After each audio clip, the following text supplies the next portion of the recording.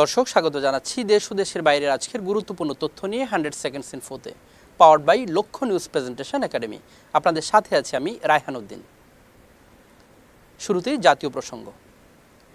নির্বাচনের আগে কিছু মানুষ ও দল বাংলাদেশকে আমেরিকা কানাডা বানানোর স্বপ্ন দেখায়, কিন্তু নির্বাচনের পরে তারা সেই ওয়াদা আর রাখে না।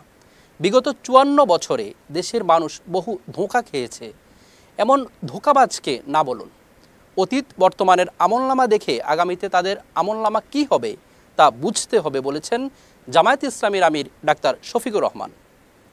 শুক্রবার পীরের বাগ ঝিল পারে ঢাকা 15 আসনের এক নির্বাচনী সমাবেশে একথা বলেন তিনি। এবার আন্তর্জাতিক। আরও কঠোর হচ্ছে যুক্তরাষ্ট্রের অভিবাসন প্রার্থীদের ভিসার নিয়ম।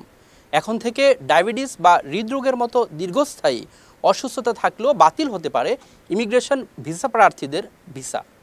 নাকচ হতে পারে এসব রোগীর গ্রিন কার্ডের আবেদনও। বৃহস্পতিবার নতুন এক নির্দেশনায় একথাই জানিয়েছে ট্রাম্প প্রশাসন। শেষ করব খেলার সংবাদ দিয়ে। অবশেষে আগামী বছর মাঠে গড়াবে ফিলানিসিমা। ইউরোপিয়ান চ্যাম্পিয়ন স্পেন এবং কোপা আমেরিকার চ্যাম্পিয়ন আর্জেন্টিনার মধ্যকার এই ম্যাচটি অনুষ্ঠিত হবে 2026 সালের 27 মার্চ। শনিবার সংবাদ মাধ্যম মার্কা এ তথ্য জানায়। লিওনেল স্কলোনির দল বর্তমান ফিনালিসিমা চ্যাম্পিয়নও বটে। 2022 সালে ওয়েম্বলি স্টেডিয়ামে ইতালিকে 3-0 গোলে হারিয়ে তারা শিরোপা জিতেছিল।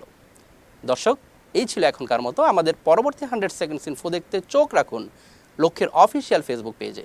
এতক্ষণ সাথে থাকার জন্য ধন্যবাদ সবাইকে।